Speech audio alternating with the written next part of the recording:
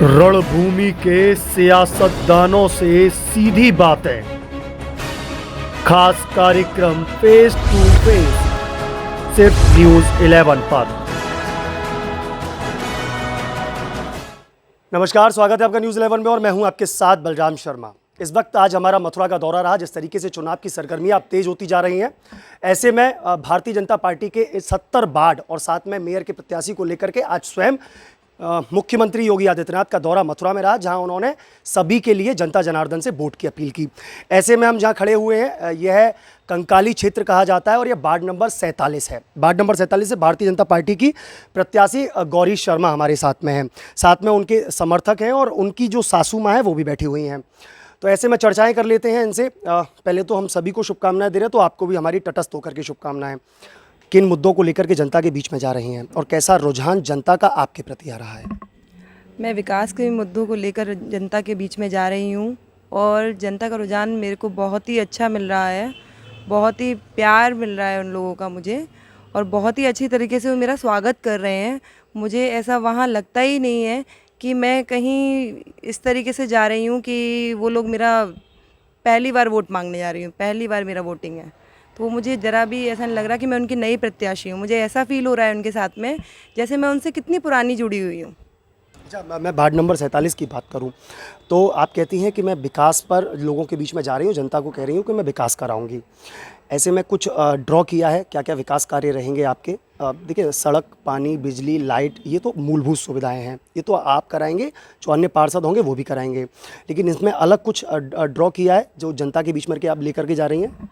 हाँ, मैंने ये ड्रॉ किया है। एक गृहिणी जो है ना, आपने सुना होगा कि हम घरों को इंटीरियर कराते हैं, तो उसी तरीके से ये मेरा जो वार्ड है, जो मथुरा का जो मेरा वार्ड नंबर 47 है, मैं इसको इंटीरियर कराऊंगी, इसको सौंदर्यता प्रदान करूंगी।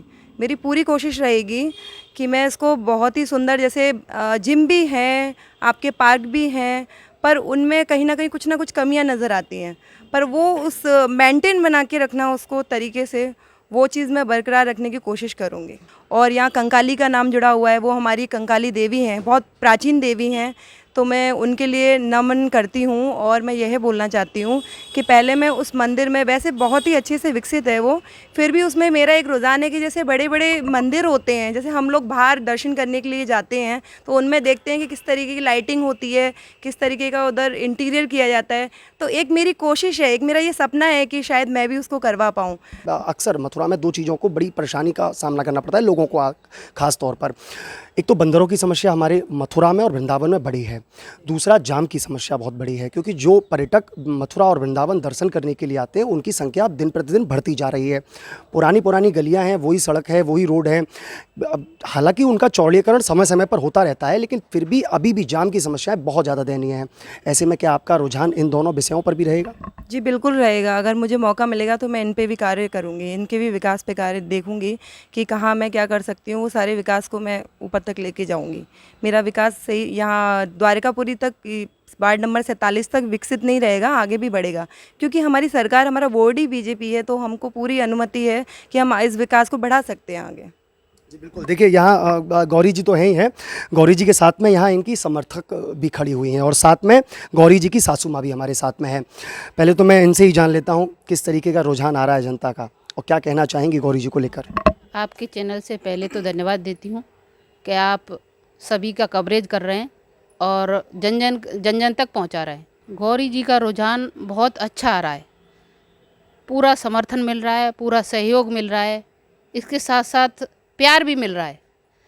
और आप चाहते हो कि गौरी जी विजयी प्रत्याशी जनता ने घोषित कर लिए मन से। गौरी जी, आपकी फ़ाइट किससे है? देखिए, अगर मैं सीधे तौर पर कहूँ तो आपकी वार्ड से दो प्रत्याशी मुख्य रूप से खड़े हुए हैं, एक तो आप और एक कांग्रेस के जो प्रत्याशी हैं वह खड़े हुए हैं। ऐसे में आप फ़ाइट अपनी किससे मानती हैं?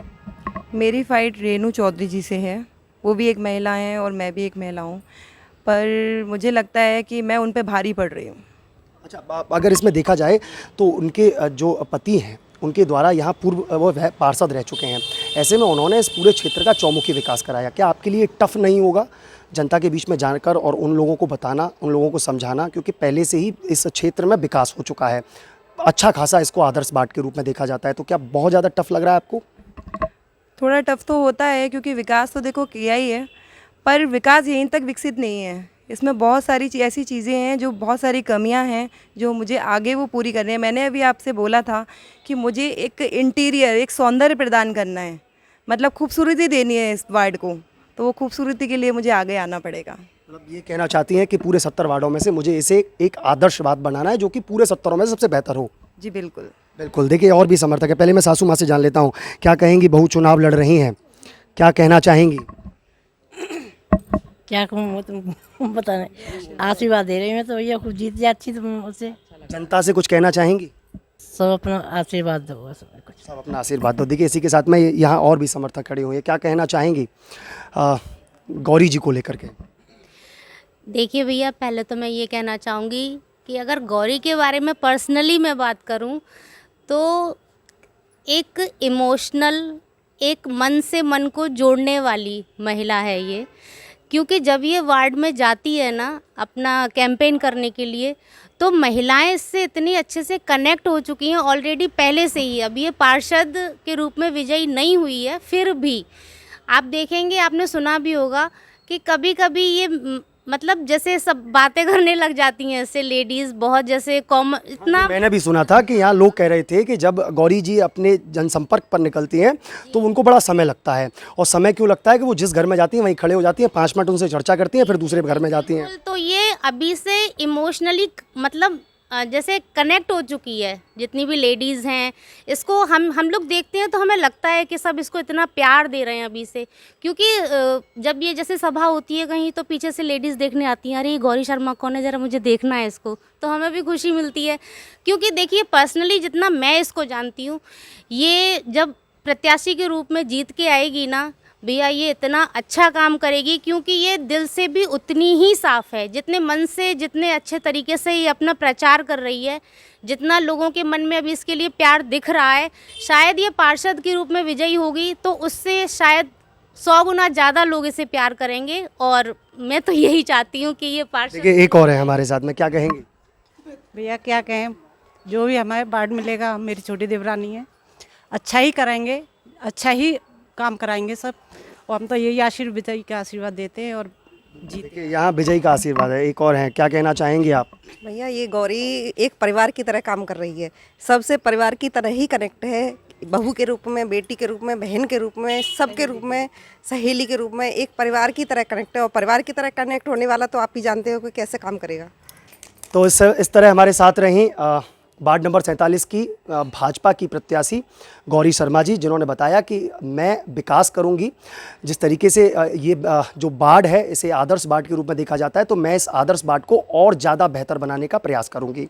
ऐसे में वह कहती हैं कि 2 इंजन की सरकार तो हालांकि चली रही है, वहीं अगर मथुरा के मेयर और मैं जुड़ जाती हूँ तो 4 इंजन, मतलब 2 इंजन और 2 बोगी और उसमें जुड़ जाएंगी। तो ऐसे में विकास बहुत ही अच्छी तरीके से होगा। कि वह जो 4 तारीख का कालचक्र है वो किसके पाले में वोट डालता है, किसके पाले में वोट जाती हैं, यह देखने वाला विषय होगा। ऐसी अन्य खबरों को देखने के लिए जुड़े रहिए न्यूज़ 11 के साथ में अपने सहयोगी हर्ष गोस्वामी के साथ। मैं बलराम शर्मा, न्यूज़ 11 वृंदावन।